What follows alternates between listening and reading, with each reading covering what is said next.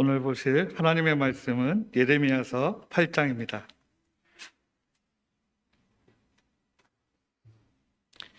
예레미야서 8장 18절에서 9장 1절까지의 말씀입니다.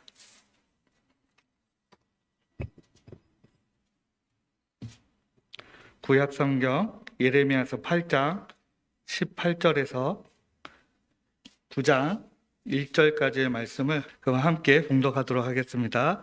슬프다 나의 근심이여 어떻게 위로를 받을 수 있을까? 내 마음이 병들었도다. 딸 내 백성이 심히 먼 땅에서 부르짖는 소리로다. 여호와께서 시온에 계시지 아니한가? 그의 왕이 그 가운데 계시지 아니한가? 그들이 어찌하여 그 조각한 신상과 이방의 헛된 것들로 나를 경노하게 하였는고 하시니, 추수할 때가 지나고 여름이 다하였으나 우리는 구원을 얻지 못한다 하는도다. 딸 내 백성이 상하였으므로 나도 상하여 슬퍼하며 놀라움에 잡혔도다. 길르앗에는 유양이 있지 아니한가? 그곳에는 의사가 있지 아니한가? 딸 내 백성이 치료를 받지 못함은 어찌 됨이고, 어찌하면 내 머리는 물이 되고 내 눈은 눈물 근원이 됐고, 죽임을 당한 딸 내 백성을 위하여 주야로 울리로다. 아멘. 저를 귀한 자리에 초대해 주셔서 우리 배성찬 목사님과 우리 행복한 교회 성도님들께 감사를 드립니다. 오늘 예레미야 8장 18절에서 9장 1절 내 마음이 병들었고 눈물이 주야로 흘리로라는 말씀을 가지고 말씀을 나누고자 합니다.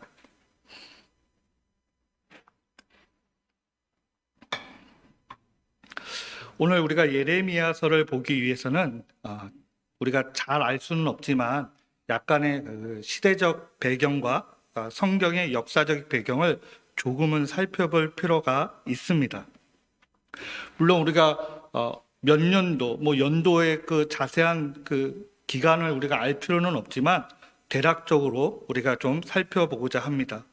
지금 이 예레미야서 8장에서 언급되어지고 있는 시기는 북이스라엘이 100년 전에, 지금 언급되고 있는 시기에 100년 전에 722년경에 북이스라엘은 아시리아에서 멸망하게 됩니다. 그리고 대략 100년 후에 지나서 640년 또는 630년 전후 사이에 이제 여러분들이 아시다시피 요시다 왕의 종교 개혁이라는 그 언급을 듣고 있는 유다의 남유다 왕 요시야 왕이 등극하는 시기가 그 시기입니다. 그리고 나서 한 40년 후에 한 600년에서 612년 그 사이에 이제 남유다도 멸망하게 됩니다.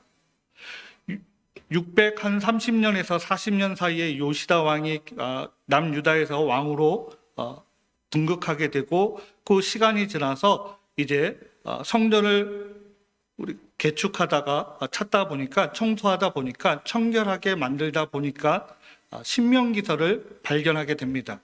그 기간이 얼마나 잊어버릴지는 모르지만 그 시내산 앞에서 하나님을 통해서 모세에게서 이스라엘 백성에게 받았던 하나님의 말씀, 율법을 잊어먹고 있었다가 이 요시다 왕을 통해서 성전을 개축하고 청소하고 성결하게 만드는 과정 속에 이제 신명기서를 발견하게 됩니다.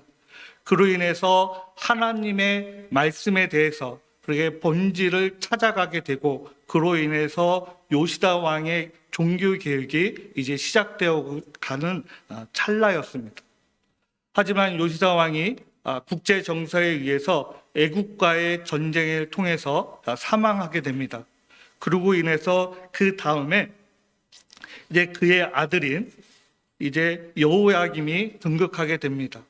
여호야김은 그런 과정 속에 여러 가지 어려움이 있겠지만 요시다 왕과는 반대로 이제는 애굽의 친애굽 정책을 펴게 됩니다. 친애굽 정책을 펴게 됨으로 인해서 그 양대 세력이었던 그 당시 국제 정서에서 중국과 미국과 같은 힘을 발휘했던 애굽의 친애굽 정책을 펴고 있는 과정 속에 바빌론 쪽에서 거부감을 일으키고 바벨론에 의해서 이제 유다가 예루살렘 성이 포위되어지고 이제 멸망하게 되는 과정 속에 그 과정 속에 이 예레미야가 나타나게 되는 것입니다. 그러니까 예레미야서를 읽을 때 물론 우리가 다 알고 있지만 그 정서를 그 정세를 우리가 이해해야 됩니다. 이스라엘은 그 조그만 이스라엘만을 이야기하는 것이 아니라 국제 정세를 전체를 놓고 하나님께서 역사의 한 방향으로 이끌어가고 계신 겁니다. 쉽게 말하면 한국에서 신앙생활을 하고 있는 우리가 힘을 발휘할 수 없기 때문에, 영향력을 발휘할 수 없기 때문에 다른 나라의 일에 관심이 없다라고 생각할 수 있는데 사실은 그렇지 않습니다. 우리는 지금 작은 한국 또는 우리나라에서 생활하고 있고 또 이 순천에서 생활하고 있지만 사실은 하나님은 이 전체를 놓고 우리에게 역사하시고 구속의 방향으로 우리를 이끌어가고 계시다는 것입니다. 이런 과정 속에 이제 예레미야가 등장하게 됩니다. 물론 예레미야 1장 1절에 예레미야가 아나돗 출신이라고 이야기하고 있습니다. 이 아나돗이라는 곳은 우리가 지명이 우리가 익숙하지 않습니다. 예레미야를 통해서 또는 그 전 솔로몬 시대를 통해서 잠깐 언급될 뿐이기도 합니다. 이 아나돗이라는 곳은 그 당시 솔로몬의 반대 세력이었던 이 아비아달 그 후손들, 레위 후손들, 즉 아비아달을 따랐던 또는 그 후손들이 이제 솔로몬에 의해서 귀양가게 되는 또는 뒤로 밀려나게 되는 그 지역이 바로 아나돗이라는 곳입니다. 다시 말해서 아버지와 예루살렘의 출신을 이야기하는 예레미야의 위치는 우리가 생각할 때 어떤 위대한 위치나 출신, 좀 속된 말이지만 출신 성분이 금수저이거나 어떤 경제적으로 또는 위치적으로 높은 곳에 영향력을 발휘할 수 있었던 사람이 아니라 사실은 우리와 똑같은 위치에 있었던 속된 말로 별 볼 일 없는 사람 중에 한 명을 하나님께서 이 예레미야를 택하셨다는 것입니다. 그리고 이 예레미야를 통해서 지금 우리에게 8장 18절과 9장 1절을 통해서 우리에게 하나님의 말씀을 전하고 있습니다. 예레미야의 명칭이 있습니다. 또는 별칭이라고 할 수도 있겠죠. 예레미야는 눈물의 선지자라는 말이 있습니다.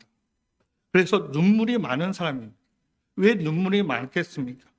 이제 멸망하게 가고 있는, 어려움을 겪고 있는, 패망하게 되는 이 이스라엘 남유다와 예루살렘을 바라보고 얼마나 슬픈 마음이 들었겠습니까? 지금 이 백성들은 그 과정 속에도 우리나라가 하나님이 우리를 지켜주시되 우리가 분명히 극복하고 승리할 것이라고 하고 있지만 하나님의 마음과 하나님의 뜻과 하나님의 방향을 알고 있는 이 예레미야는 그것을 바라보고 얼마나 슬픔을 가지고 있겠습니까? 지금 예레미야는 너희가 멸망한다로 얘기하고 있는 것입니다. 너희들은 일어날 수 없다. 너희는 너희 힘으로 일어날 수 없다라고 이야기하고 있습니다. 아니, 외치고 있는 것이죠. 한번 우리가 생각해 보십시오. 우리가 지금 일본에 지금 억압을 받고 있고 침략을 당하고 있는 와중 속에 이제 우리가 독립할 수 없다. 우리 스스로는 극복할 수 없다라고 외친다면 우리는 그 사람을 보고 뭐라고 하겠습니까? 외국노라고 하겠죠. 배반자라고 하겠죠. 하지만 지금 이 예레미야에게 하나님은 그 사명을 맡기고 있는 겁니다. 근데 그 사명을 맡기고 그냥 넘어가고 계신 것이 아니라 지금 그 이스라엘 백성들이 가지고 있는 그 감정과 그 겉된 폭풍에 흘러가고 있는 그 상황 속을 하나님 본인께서 직접 똑같이 겪고 있다라는 것을 오늘 예레미야서 8장 18절과 9장 1절을 통해서 우리에게 들려주고 있습니다. 지금 이 본문은 우리가 익숙하지는 않지만 사실은 천천히 우리가 읽어보면 굉장히 우리에게 쉽게 이해되는 말씀이기도 합니다.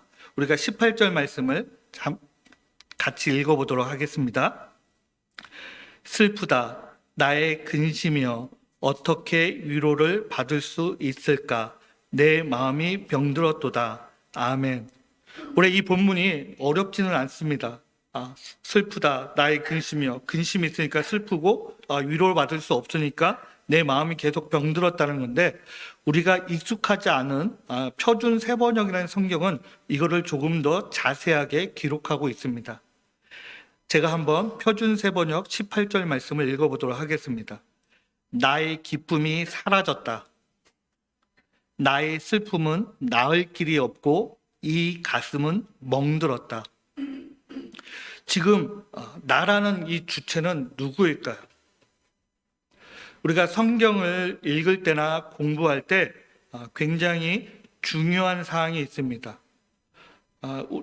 이 중요한 포인트가 여러 가지 있겠지만 제가 중요시하고 배워왔던 것 중에 하나는 성경이 지금 기록하고 있지만 이 기록한 당사자가 누구인가? 이 기록한 이 말씀이 누가 말하고 있는가? 물론 모세가, 예레미야가, 바울이 기록하고 있지만 누구를 향하여 말하고 있는가? 지금 이스라엘 전체를, 남유다 전체를 향해서 말씀하고 있는가?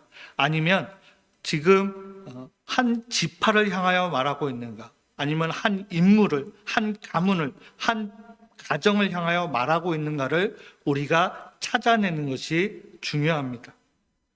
오늘 18절 말씀, 슬프다 나의 근심이여 어떻게 위로를 받을 수 있을까? 내 마음이 병들었도다. 지금 예레미야를 통해서 말씀하고 있습니다. 하지만 이 예레미야를 통해서 말씀하신 이 말씀이 그냥 예레미야가 하는 말씀이 아니라는 것이죠. 우리가 성경을 물론 한 번 읽어도 두 번 읽어도 또 처음 접하는 분들도 이해할 수는 있겠지만 지금 이 나라는 예레미야를 통해서 나라는 이 주어를 이야기하고 있지만 사실은 예레미야가 아니라 하나님의 마음을 말씀하고 있는 것입니다. 19절 말씀을 우리가 한 번 더 같이 읽어보도록 하겠습니다. 딸 내 백성이 심히 먼 땅에서 부르짖는 소리로다. 여호와께서 시온에 계시지 아니한가? 그의 왕이 그 가운데 계시지 아니한가? 그들이 어찌하여 그 조각한 신상과 이방의 헛된 것들로 나를 경노하게 하였는고 하시니. 아멘. 이거를 표준 세번역 예레미야서 8장 19절 말씀으로 제가 한번 읽어드리겠습니다. 저 소리, 가련한 나의 백성, 나의 딸이 울부짖는 저 소리가 먼 이국 땅에서 들려온다. 백성이 울부짖는다. 이제 주님께서는 시온을 떠나셨단 말인가? 시온에는 왕도 없단 말인가? 그러나 주님께서 말씀하신다. 어쩌자고 조각한 신상과 헛된 우상을 남의 나라에서 들여다가 나를 노하게 하였느냐? 지금 누가 이스라엘을 향해 내 딸, 내 백성이라고 지금 말씀하고 있습니까? 그리고 먼 이국에서 지금 울부짖고 있다는, 부르짖고 있다는, 슬퍼하고 있다는 것을 지금 예레미야가 들을 수 있습니까? 예레미야는 들을 수가 없지요. 그러면 예레미야를 통해서 말씀하고 있지만 결국 누가 듣고 있습니까? 하나님께서, 여호와 하나님께서 지금 듣고 계신 것입니다. 지금 18절, 19절 말씀, 특별히 이 19절 말씀은 학자들에 의해서 탄식시라고 이야기합니다. 성경의 어떠한 형식 중에 이 탄식시라고 하는데 이 탄식시는 조금 더 우리가 쉽게 이야기하면 간구하는 기도의 일종입니다. 부르짖는 기도이죠. 예레미야서는 지금 오늘 이 말씀은 백성들이 우리를 향해서 울부짖고 있는 것입니다. 누구를 향해서요? 서로를 향해서 또는 하나님을 향하여 울부짖고 있습니다. 근데 왜 이런 일을 겪었나? 19절 말씀에 익숙하게 나오죠. 지금 이렇게 말씀하고 있습니다. 그들이 어찌하여 그 조각한 신상과 이방의 헛된 것들로 나를 경노하게 하였는가? 왜 그들이 울부짖고 있는가를 이야기하고 있는 것입니다. 근데 여기에 안타까운 점이 있습니다. 절박한 이 간절한 이 강구에 안타까움이 있는데 우리의 울부짖음은 있지만 하나님하여 울부짖음은 있지만 하나님을 향하여 회개의 울부짖음은 없다라는 것이죠. 18절 말씀에 가슴은 멍들었다라고 이야기하고 있습니다. 우리가 가슴이 멍들었다. 이걸 조금 다른 성경에서는 마음이 멍들었다, 병들었다라고도 이야기합니다. 보통 우리가 세상을 살아가다 보면 직장 생활하거나 어떤 근심이 쌓이거나 어떤 어려움이 생기면 그 근심이 우리 신체를 강타하게 됩니다. 보통 신체적으로 근심과 어떤 사건과 어떤 어려움이 우리 신체적으로 오는데 그 중에 가장 일반적으로 오는 게 뭐냐면 위장병입니다. 그래서 위에 구멍이 생긴다던가 그런 것이 생기죠. 또는 난청이 생깁니다. 귀가 갑자기 안 들리게 됩니다. 현대에 와서 20대에서 40대 사이에 이 급성 난청이 굉장히 많이 늘었습니다. 근데 이게 굉장히 힘든 점이 뭐냐면 이렇게 급성 난청이 생겼을 때 회복되는 그 확률이 40%밖에 되지 않습니다. 굉장히 회복이 적은 편입니다. 처음부터 귀가 안 들렸다면 상관없겠죠. 신체가 무너지고 밸런스가 무너지고 면역력이 떨어지면 여성에 의해서는 갑상선에 대한 질병으로 오게 되죠. 또는 나이 드신 우리 어르신들이 주로 했던 것이 가슴이 답답하다. 가슴이 답답하다. 뭐 병으로는 화병이라고 하기도 합니다. 이 신체적으로 우리가 어떤 근심과 어떤 고민과 어려움이 그것이 해결되지 않고 누적되고 그것이 우리 몸으로 들어오게 되고 그 몸으로 들어오게 되면 우리가 알다시피 여러 가지 질병이 우리 성도님들과 저에게 강타하게 됩니다. 저 역시도 그런 경험이 있습니다. 저 역시도 교회 사역이 굉장히 타이트하게 돌아가다 보니까 급성 난청이 생겼습니다. 처음에는 저도 두려움에 떨지요. 사역도 이제 내려놔야 되고 이제 앞일에 대한 걱정도 생기게 됩니다. 물론 하나님의 은혜를 통해서 회복은 됐지만 100% 회복은 되지 않았습니다. 저처럼 우리 성도님들에게도 어떤 근심과 스트레스와 잦은 야근과 여러 가지 직장일고 관계의 어려움으로 인해서 이런 병이 오게 됩니다. 그리고 오늘 그걸 통해서 말씀하고 있는 것입니다. 가슴이 멍들었다라고 얘기하고 있는 것입니다. 이 가슴이 멍들었다는 것은 가슴에 여기에 누가 때려서 멍들었다는 표현도 될 수 있지만 중요한 것은 몸이 아프고 온다라는 것을 말씀하고 있습니다. 왜 가슴이 멍들었다고 표현하고 있는가? 성도님들의 어려움, 어떤 지금 이스라엘 백성들의 그런 모습과 지금 현대를 살아가고 있는 우리의 모습이 지금 똑같이 하나님 보시기에 그 마음이 멍들었다라고 말씀하고 있습니다. 우리만 멍들었다라고 얘기하는 것이 아니라 지금 이 말씀을 하고 있는 예레미야를 통해서 하나님께서 똑같이 하나님의 마음이 멍들었다라고 말씀하고 있는 것입니다. 21절 말씀을 우리가 같이 읽어보도록 하겠습니다. 딸, 내 백성이 상하였으므로 나도 상하여 슬퍼하며 놀라움에 잡혔도다. 지금 하나님께서 지금 이스라엘 백성의 고통이 너희가 고통스럽지, 그래 내가 그 고통을 사해줄게 라고만 말씀하고 계신 것이 아니라 이스라엘 백성들의 그 고통 자체도 하나님의 그 스스로의 고통으로 지금 경험하고 있는 것입니다. 이 병들었다, 이 마음이 멍들었다, 이런 고통스럽다라는 이 성경의 그 번역을 헬라어 70인역으로 우리가 번역하게 된다면 이렇게 번역하고 있다고 합니다. 그 고통의 그 표현이 산모의 진통과 같이 공통스러운 고통이라고 이야기하고 있습니다. 물론 산모의 그 출산의 그 고통보다 조금 더 높은 고통이 있다고 하지만 우리가 통상적으로 세상에서 가장 고통스러운 것 중에 하나가, 가장 아픈 것 중에 하나가 일순위로 꽂은다면 아이를 출산하는 것이죠. 어머니의 고통입니다. 그 고통을 이겨내고 아이를 태어나게 만드는 그 어머니의 고통을 지금 하나님께서는 똑같이 마음 아파하신다고 말씀하고 있습니다. 왜? 내 딸, 내 백성이 심히 먼 땅에서 부르짖는 소리를, 그 소리를 들으시고 하나님께서는 똑같이 그렇게 아파하신다고 말씀하고 있습니다. 세상에서의 삶이 순탄한 사람들도 있습니다. 당연하죠.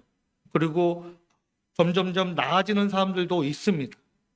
하지만 그런 사람들보다도 더 많은 사람들이, 더 많은 성도님들이 삶에서 갈등과 해결하지 못하는 어려움에 직면함으로 인해서 마음의 상처를 통해서 아파할 때 하나님께서도 아파하신다고 말씀하고 있는 것입니다. 왜 그러십니까? 하나님이 또 예수 그리스도를 통해서 예수 그리스도께서도 말씀하셨습니다. 너희가 울며 기도할 때 예수 그리스도께서 함께 기도해 주시고 내가 기도하지 않을 때도 성령님을 통하여 우리를 위해서 기도하신다고 말씀하셨습니다. 그것이 바로 우리 교회의 역할입니다. 지금 예레미야를 통해서, 이 예레미야의 모습을 통해서 하나님의 모습을 우리에게 들려주고 있습니다. 그것은 하나님의 말씀으로만 끝나는 것이 아닙니다. 바로 우리의 모습으로 드러나야 된다고 말씀하고 있는 것입니다. 바로 교회의 역할이죠.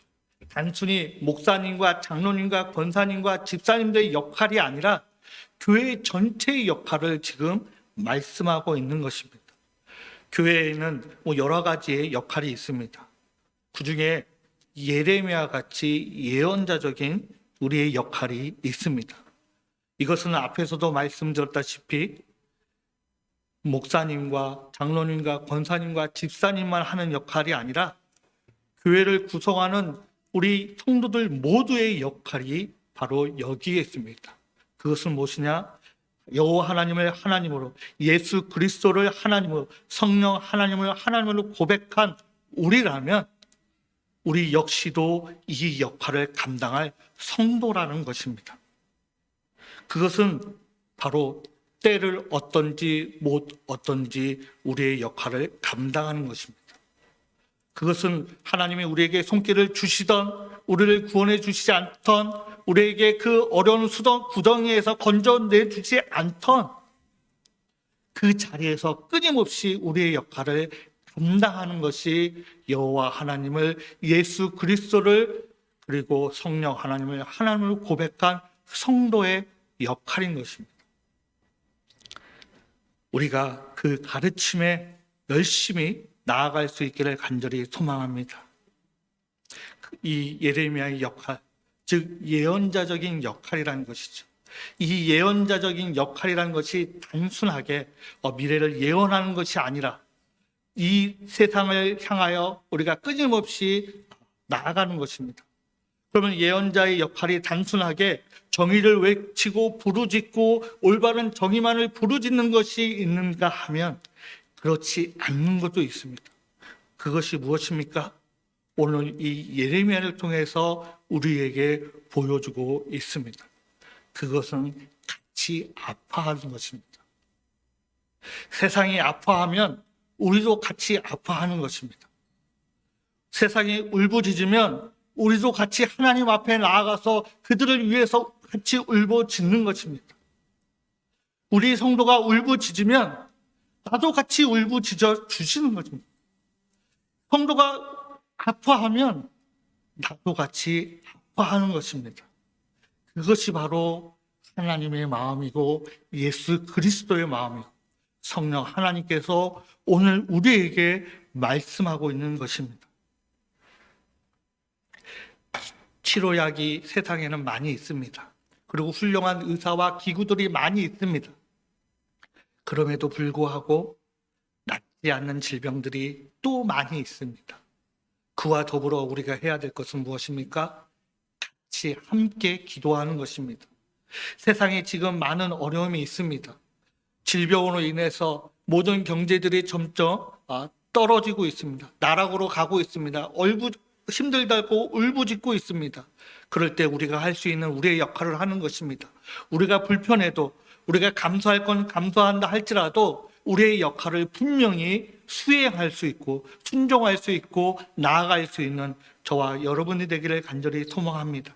그것이 바로 그리스도인이고 성도이고 교인입니다. 오늘 본문이 우리에게 알려주고 있습니다. 우리가 하나님의 말씀을 통해서 우리가 나아가기를 요구하고 계십니다. 우리 자신만, 우리 가족만, 내 이익만을 담그고 관리하고 챙기고 그런 것이 아니라 지금 나뿐만 아니라 내 자녀뿐만 아니라 내 가족뿐만 아니라 함께 하라고 말씀하고 있는 것입니다. 그 와중 속에 세상은 우리를 향해서 손가락질 할 수도 있습니다. 우리를 알아주지 않을 수도 있습니다. 예레미야를 알아주지 않았습니다. 예레미야를 배반자라고 손가락질했습니다. 욕했습니다. 감옥에 가뒀습니다. 그럼에도 불구하고 예레미야는 하나님이 주신 그 사명을 감당하고 열심히 수행하고 다 받아들이고 그럼에도 불구하고 또 하나님의 말씀을 예언자적으로 전하고 있습니다. 오늘 우리에게도 그런 하나님의 믿음을 허락하여 주시길 간절히 소망합니다. 우리가 세상의 포로가 아니라 하나님의 포로가 되기를 소망합니다. 바벨론의 포위에 우리가 불벌 떠는 이스라엘 백성과 유다 백성들의 모습이 아니라 하나님의 울타리에서 하나님이 지켜주시고 보호하시고 우리를 인도하여 주신다는 그 믿음을 확신을 소유할 수 있기를 간절히 소망합니다. 이스라엘 백성이 이 세상에 울부짖고 있는 사람이 내가 아니라고 말할 수도 있습니다. 하지만 그리스도인이라면 그 백성이 나일 수 있다는 것을 분명히 기억하시고 오늘 말씀을 통해서 다시 한번 그 자리가 우리의 자리임을 또 믿으시고 그로 인해서 예수 그리스도의 죽음과 부활을 고백하는 한 주간이 되기를 주의 이름으로 축복합니다. 기도하겠습니다. 하나님 감사합니다. 오늘 하나님께서 귀한 자리에 인도하여 주시고 세워주심을 감사드립니다.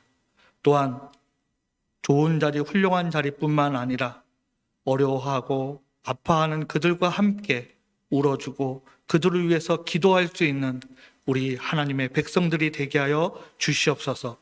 그 자리가 힘들지라도 하나님께서 우리에게 믿음의 믿음을 더하여 주시고 은혜의 은혜를 더하여 주시기를 우리 주 예수 그리스도의 이름으로 기도드립니다. 아멘. 네, 오늘 말씀을 가지고 우리가 한 주간 승리하는 삶을 살아가시기를 주님의 이름으로 간절히 소망합니다. 기도하겠습니다. 하나님, 세상을 향하여 나아갈 때 하나님께서 함께하여 주시기를 주님의 이름으로 기도하오며 이제는 우리 주 예수 그리스도의 은혜와 하나님의 크신 사랑과 성령님의 교통하심이 행복한 우리 교회 성도들 머리 위에 영원토록 함께하여 주시기를 축원하옵나이다. 아멘.